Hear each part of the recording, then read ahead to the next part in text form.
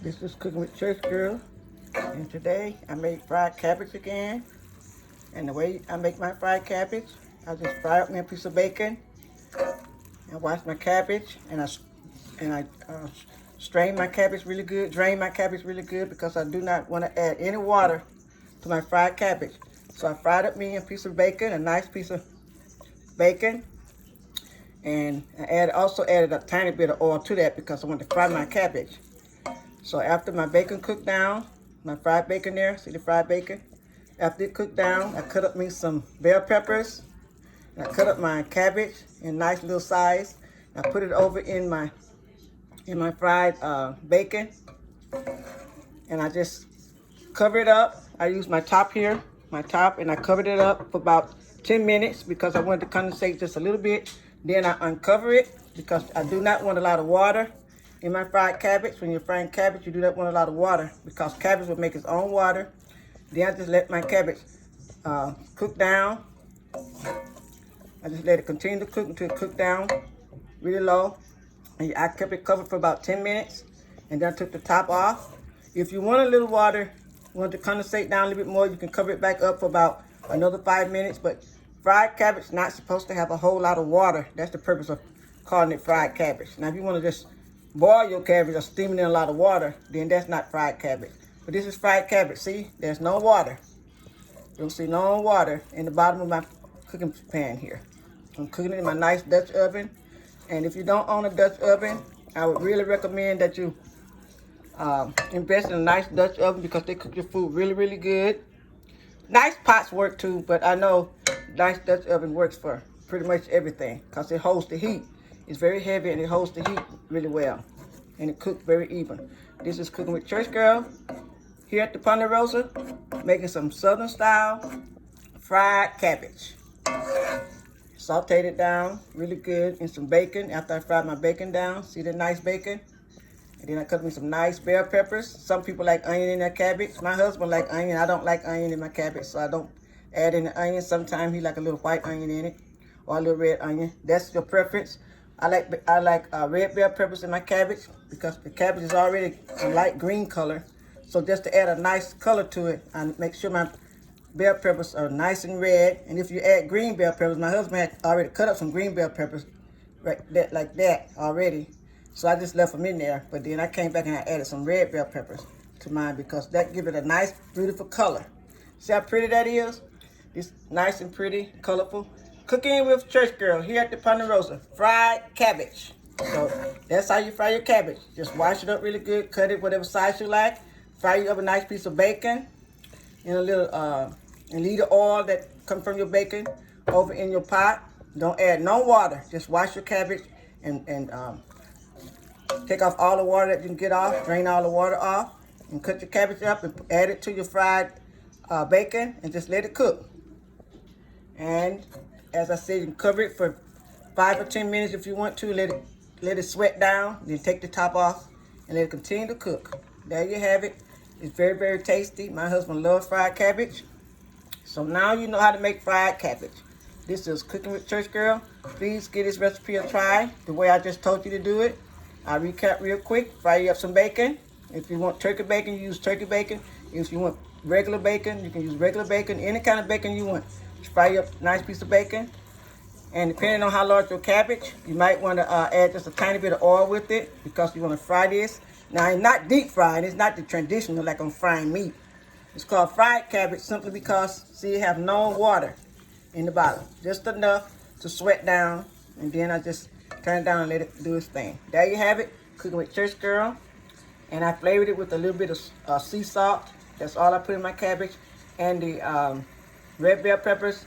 And, of course, the bacon. And the bacon have a nice flavor to it. And it really gives your fried cabbage a beautiful flavor, aroma, and a very good taste. Cooking with Church Girl. Fried cabbage today here at the Ponderosa. Until next time, I'm going to bid you good evening. So please give this recipe a try. I think you will love your fried cabbage and some nice homemade cornbread or whatever kind of cornbread you like to cook. And sit down, have yourself a nice meal with some nice Southern style meatloaf. That's what we have with this cabbage. And my husband, of course, had his brown rice. But whatever type of meat, you can do roasted chicken, baked chicken, even those that eat fried chicken with your cabbage. It'll be very, very, very, very good. There you have it, cooking with Church Girl. Fried cabbage here at the Ponderosa.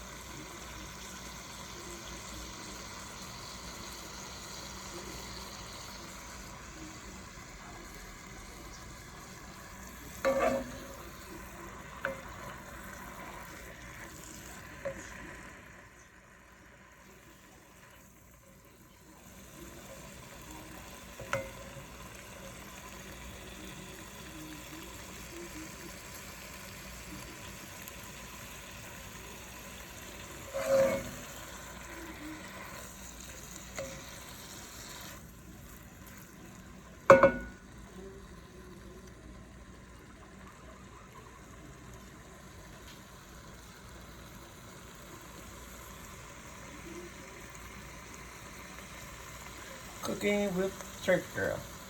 Southern style fried cabbage.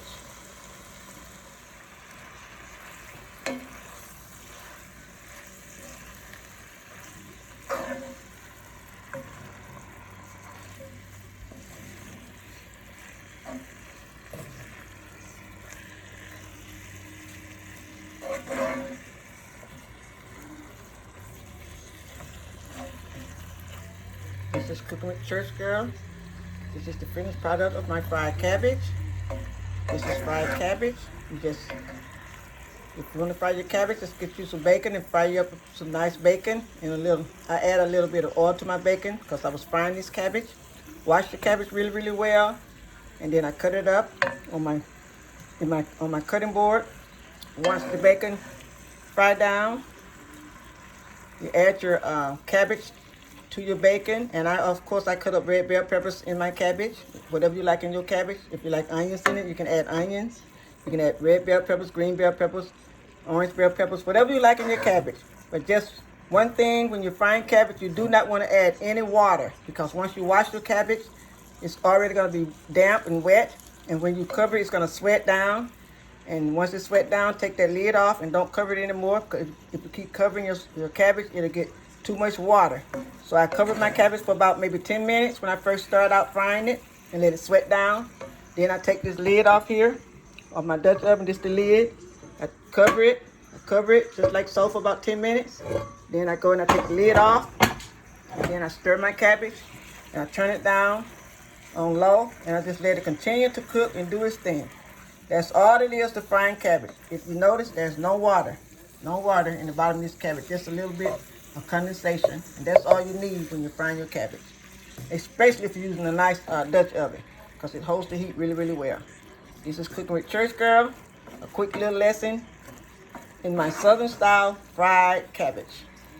With this cabbage today, I'm serving up homemade meatloaf that my husband Ken made, and of course I keep his brown rice on hand because he loves brown rice. So you have a meatloaf, brown rice, and I also made some homemade cornbread, which is right here, which he's already eaten. So I made my homemade cornbread because my husband doesn't care for Jiffy Mix, so I have to do it the Southern style way my mom taught me.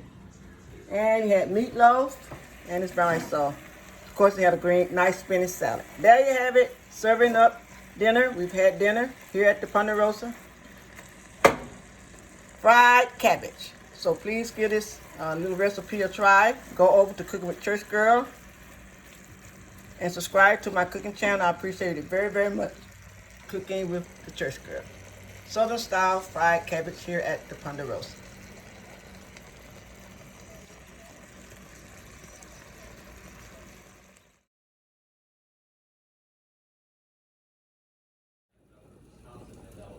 Homemade cornbread ready for the oven.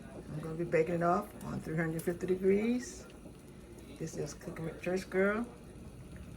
Homemade Southern style cornbread. Okay, my homemade cornbread is all complete. And this is what Southern style homemade cornbread look like. You do not have to use Jiffy Mix. You can take your time and use a cup and a half of flour. A cup and a half of cornmeal, or 2 cups of cornmeal, 1 cup of flour, 2 eggs, and I used a cup and a half of milk. I also used a teaspoon of baking powder, and I put in a half a teaspoon of salt.